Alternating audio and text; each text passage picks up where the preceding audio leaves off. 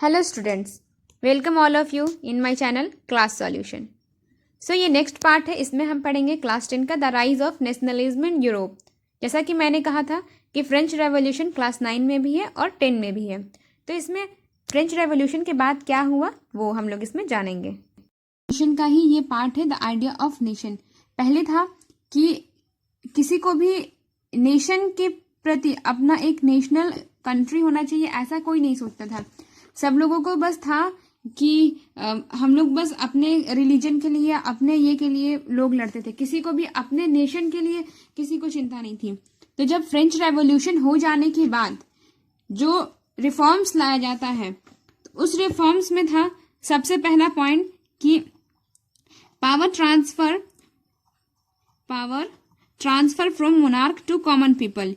यानी कि जो पावर था, पहले था कि वो सिर्फ और सिर्फ राजा के पास पावर हुआ करता था, वो मोनार्की सिस्टम चला करता था। लेकिन लोगों ने अब डिमांड किया कि अब ये जो पावर है ये सिर्फ राजा के पास ना होके बल्कि लोगों के पास रहे। यानी कि लोग वोट दें और वोट देकर एक अपना रिप्रेजेंटेटिव इलेक्ट करें और लोग अपने रिप्रेजेंटेटिव को चूज करें, ऐसा था। फिर और रिफॉर्म्स क्या था कि उस वक्त सारे लोग अपना अपना फ्लैग लाते थे। लेकिन फिर फ्रेंच रेवोल्यूशन के बाद एक न्यू फ्लैग, एक कॉमन फ्लैग लाया गया पूरे होल कंट्री के लिए, ब्राउट अ न्यू फ्लैग। उसके बाद था कि फ्रेंच जो है कि नेशनल लैंग्वेज बन गया, फ्रेंच नेशनल लैंग्वेज बना दिया गया। पहले जिसका जो मर्जी आता था वो बोलता था और उस लैंग्वेज को ही उतना मान्यता दिया जाता था। लेकिन उसके बाद क्या हुआ कि फ्रेंच को नेशनल लैंग्वेज बना दिया गया और एक नेशनल एंथम भी बना। उसके बाद एक नेशनल एंथम भी बना जो कि कंपोज किया गया और उसके लिए भी ओथ लिया गया कि अब से हम लोग का नेशनल एंथम यही होगा। उसके लिए वो लोग ओथ लिए। उसके बाद और क्या किए, और कौन से रिफॉर्म्स लाए कि वो लोग एक स्टेट जनरल को इलेक्ट किए और बोले कि यही कॉमन पीपल्स, उसको नाम दिया as a common people. State general को इलेक्ट करके उसके कॉमन पीपल्स का नाम दिए और बोले कि अब यही हम लोगों के लिए सारे डिसीजंस लेगा। ये जो जनरल होगा यही हम लोगों के लिए सारे डिसीजंस लेगा। और इसका नाम था पहले कॉमन पीपल, उसके बाद इसको नेशनल असेंबली नाम रख दिया गया। फिर से अगेन इसका नाम नेशनल असेंबली। नेशनल असेंबली वाला हम लोगों ने पहले भी पढ़ा था कि नेशनल असेंबली था, तो फिर से ये नेशनल असेंबली नाम रख दिया गया इसका। उसके बाद और था कि इंटरनल कस्टम ड्यूटीज, यानी कि जितना भी वो लोग जो सामान इधर उधर किया करते थे उस पर बहुत ज्यादा टैक्स लगता था, तो वो अंदर बाहर जाने के लिए तो वो वाला ड्यूटीज जो था वो एबोलाइज्ड कर दिया गया। Internal custom duty abolished. उसके बाद था कि अब ये लोगों ने तो अपने नेशन के लिए कर दिया कि हम लोग अपना एक नेशन होना चाहिए जिसमें एक अपना फ्लैग हो, अपना लैंग्वेज हो, अपना एंथम हो। तो ये तो हो गया, ये नेशनलिज्म वाला ये लोग तो ले आए।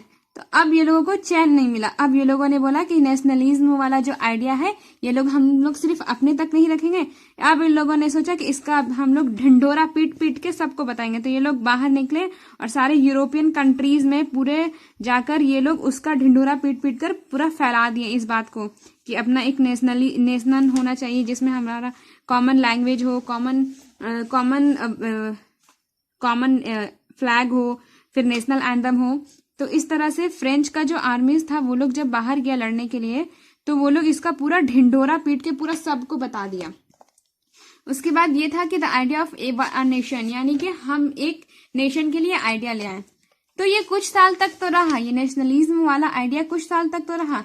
लेकिन फिर इसके बाद क्या होता है कि आता है अब जैसा कि बतलाए थे कि फिर डिक्टेटर नेपोलियन बोनापार्टे आता है।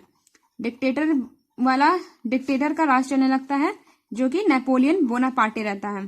तो नेपोलियन बोनापार्टे क्या करता है, पहले तो ये यहाँ का एक मेंबर की तरह बनता है, लेकिन फिर बाद में ये अपना ही राज चलाने लगता है और ये सारा चीजों को अपने अकॉर्डिंग चलाने लगता है और लोगों का बात ये नहीं सुनता है। तो ये सबसे पहले नेपोलिक कोड लेकर आता है। नेपोलिक कोड लेकर आता है जिसमें कि क्या होता है, नेपोलिक कोड, जिसको कि एज अ सिविल कोड 1804 भी कहते हैं इसको हम। ये बहुत ही इंपॉर्टेंट पॉइंट है, सिविल कोड 1804। और ये जो आइडिया ऑफ नेशन है ये जनरली है कि ये क्लास 10 में ज्यादातर एग्जाम्स में पूछे जाते हैं कि फ्रांस ने कौन सा आइडिया ऑफ नेशन फैलाया था और उसके क्या क्या की पॉइंट्स थे। तो ये सारे मेन की पॉइंट्स थे। 5 मार्क्स के क्वेश्चन इससे जरूर आते हैं। सो नेपोलियन कोड लाया था 1804 में। तो इसमें कुछ अच्छी बातें थी उस वक्त। सबसे पहला था कि इक्वेलिटी बिफोर लॉ, यानी कि सारे लोग जो है कि लॉ में इक्वल हैं, सब इक्वेलिटी बिफोर लॉ। फिर उससे पहले क्या था कि लोगों को अपना प्रॉपर्टी का हक नहीं था, मतलब कि लोग अपने लिए जमीन नहीं खरीद सकते थे। तो ये वाला भी ये लाया कि right to property, right to property. फिर फ्यूडल सिस्टम हटा दिया, एबोलाइज्ड फ्यूडल सिस्टम। सो आप लोग अब जानना चाहेंगे कि फ्यूडल सिस्टम में क्या होता है।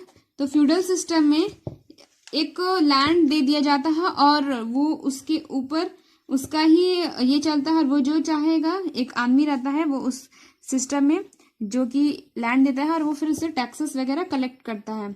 उसके बाद वो फ्रीड, यानी कि पीजेंट्स को जो टैक्स देना पड़ता था, बहुत ज्यादा टैक्स देना पड़ता था, वो उस टैक्स से उन लोगों को फ्री करा दिया, पीजेंट्स को उस टैक्स से फ्री करा दिया। और क्या किया, ये रिस्ट्रिक्शंस बहुत लगता था उस वक्त, रिस्ट्रिक्शंस वो हटा दिया। अंदर बाहर एक स्टेट से दूसरे स्टेट में जाने के लिए रिस्ट्रिक्शंस बहुत लगता था, तो वो हटा दिया। जैसे ट्रांसपोर्ट और कम्युनिकेशन में बहुत सारा रिफॉर्म्स लाया और फिर जाके उससे भी लोगों को बहुत बेनिफिशियल हुआ, उसको भी ये बहुत इम्प्रूव किया। तो ये तो बस थे स्टार्टिंग के कुछ दिन के ये काम, ताकि लोग इस पर बिलीव करने लगे। लेकिन इसके बाद उसने क्या किया, ये सुनने लायक है। तो पहले तो ये अच्छा काम किया कि equality before law, right to property, feudal system हटाया, पीजेंट्स को टैक्स से निजात दिलवाया, सारा रिस्ट्रिक्शंस हटा दिया, ट्रांसपोर्ट और कम्युनिकेशन अच्छा किया। अब ये लाया अपना वाला, जो कहते हैं ना कि अपना फिर रंग दिखाना, वो वाला। तो फिर ये क्या किया कि बाद में इंक्रीज कर दिया अपना रंग दिखाने में, फिर से वो टैक्स वगैरह इंक्रीज कर दिया लोगों पर, इंक्रीज टैक्सेशन। उसके बाद क्या करता है कि सेंसरशिप ले आता है। अब बहुत सारे लोग होंगे जिनको सेंसरशिप का मतलब नहीं पता होगा। तो सेंसरशिप में क्या होता है कि कोई भी चाहे वो मीडिया से रिलेटेड हो, चाहे वो कोई फिलोसफर हो, कोई भी उसके खिलाफ ना ही बुक में, ना न्यूज़पेपर में, कहीं भी कुछ नहीं लिख सकता है, ना ही वो उसके खिलाफ कुछ बोल सकता है। और ये सबसे पहले टैक्स इंक्रीज किया, सेंसरशिप लाया और लोगों को फोर्स करने लगा, force peoples to join army. यानी कि अगर नॉर्मली अगर कोई लोग अपने घर पे बैठे भी हैं तो उनको ले जाके उठाकर वो फ्रेंच आर्मीज में भर्ती करा देता है। और वो ऐसा क्यों करता है, ताकि वो अपने आर्मी को बढ़ा सके, क्योंकि उसका मेन मोटिव रहता है कि हम पूरे यूरोप पे राज करें, पूरे यूरोप पे बस मेरा राज हो। तो इसलिए ये क्या करता है कि अब ये अपना ये 3 काम करता है, ये सारे अच्छे काम कर लेता है। उसके बाद अपना रंग दिखाता है, टैक्स इंक्रीज करता है, सेंसरशिप लाता है और फ्रेंच पीपल्स को फोर्स करता है कि वो लोग आर्मीज को ज्वाइन करें।